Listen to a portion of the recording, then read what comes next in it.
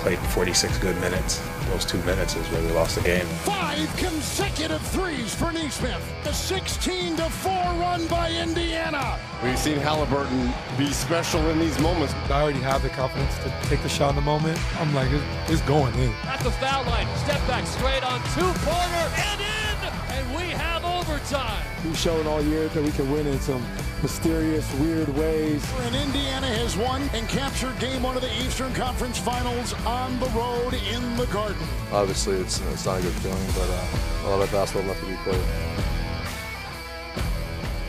It is not an exaggeration to say that we saw one of the most dramatic postseason games in NBA history last night, the miracle comeback from Indiana. We've talked a lot about the emotion so far this morning. Now let's dive into the detail. Give me some X's and O's on how this incredible night broke down. Well, the conversation we were having is, who are your defensive traits when you're tired, and can you think with the cumulative effect of the pace in which Indiana plays with? So as you're going to see off the first play, just a little transition defense here. Now everybody's backpedaling. Right, JB? You got OG, he's backpedaling. You got Cat, he's backpedaling. And you made attention of a detail that I think is really important. Well, you see Tyrese Halliburton and Mikal Bridges there, right? Mikal Bridges understands how big of a threat Tyrese Halliburton is, even this far away from the floor. And the way the game is going, the most dangerous thing right now is the three-point shot. You got to have higher pickup points, more contact to eliminate the three-point shot. All right, so look at the gap here between OG and Pascal, and then look at the gap here between Naismith and Karl Anthony Towns. And as the play develops, and you're going to see it in slow-mo, it's going to be a little bit of a DHO. And just watch how late of reaction time. And look how much space here that's going to be on the court for him to operate off a little catch-and-shoot situation off a DHO. Play goes.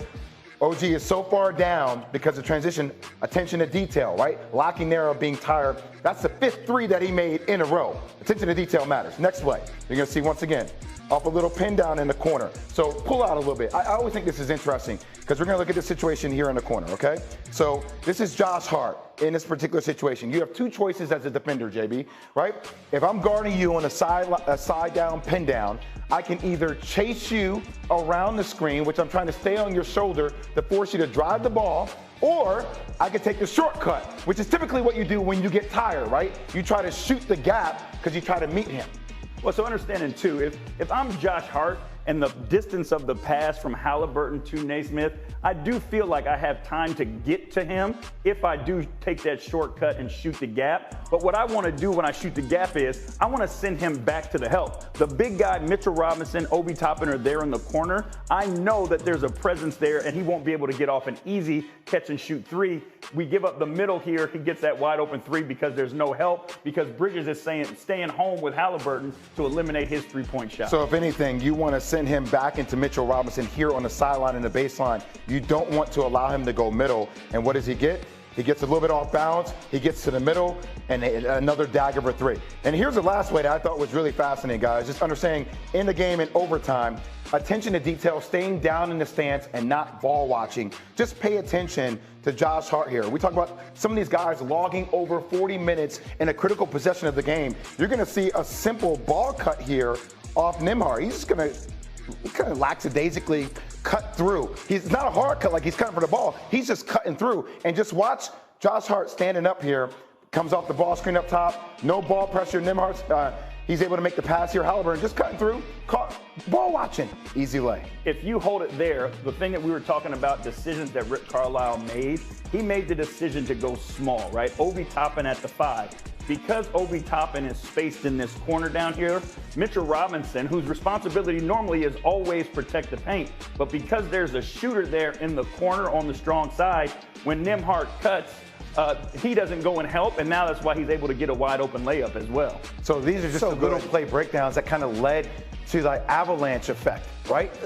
It's extraordinarily good by both of you guys, and an extraordinarily good look. I mean, these things, it's a huge flurry of comebacks, but it's just a ton of tiny little moments, and each one of those were necessary for a Pacers team to come all the way back. Let me once again put some numbers up on the screen for you. The Knicks were up 14 points with 3:44 left. ESPN analytics say at that moment, the Knicks have a 99.8% chance to win. 99.8%. Here were Jalen Brunson and Josh Hart after the game. Can't really summarize it.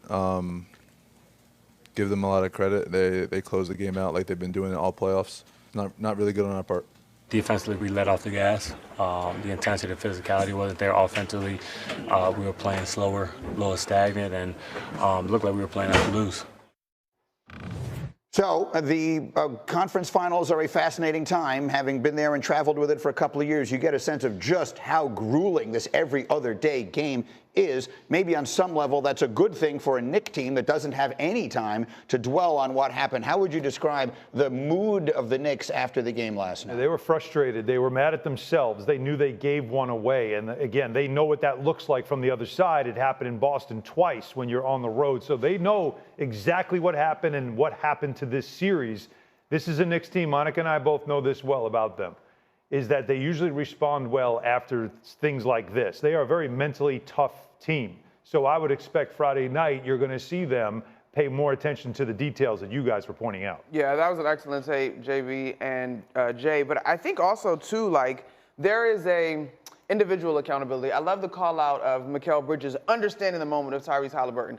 I don't care if it's find Aaron Nesmith. He has knocked down 4 threes at this point. Somebody find him. I'd rather be mad that there were 2 of y'all guarding him than nobody in position to contest the shot. And so I think there has to be, yes, they're going to respond because that's who they've been all season, but I also think individually there's some accountability of understanding the moment. I'm always fascinated by these things. I mean, Rex Ryan, who I work with here every week and on Sundays all the time, had a famous game where his team got blown out, a Jet game where his team got blown out, and instead of watching the film, they buried the tape. It's famously, they literally dug a hole and buried the tape. This is a different sport and a different situation. So you're Tom Thibodeau today. Your team's going to show up at whatever point they're going to come in. And what are you saying this morning after you just let a game go that quite literally no one had ever lost in the history of the playoffs? Well, you got to make sure your guys are ready to move on.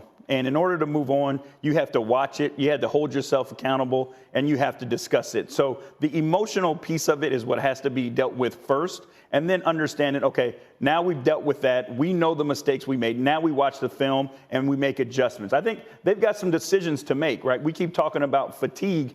They played well when they played up and down against this team, but were they fatigued at the end because of it? So do they need to play a slower style of pace? So I think there's going to come down to some nice adjustments to make. We talked about that yesterday. You and Brian Windhorst did an excellent job. I kept joking around about how the key against the Pacers is the pace, but that the game was going to be determined last night. And I think Stan Van Gundy said this in the open of their telecast on TNT last night as well. The pace is going to be the key. The Pacers want to go up and down the floor. The Knicks want to play deep in the shot clock. Skirt. Hold up. Let's skirt those free throws. Yes. Those free throws make it a 2-possession ball game. I hear you. Yes, as we reflect on it, the pace maybe got to them and all that, but you're at home in an opening game. You have been the assaultant in terms of someone who's taken these leads out of other teams' hands. You've been on the other side of the 99.8% thing. You have to have those free throws. Like, you have to have those free throws left late in the game.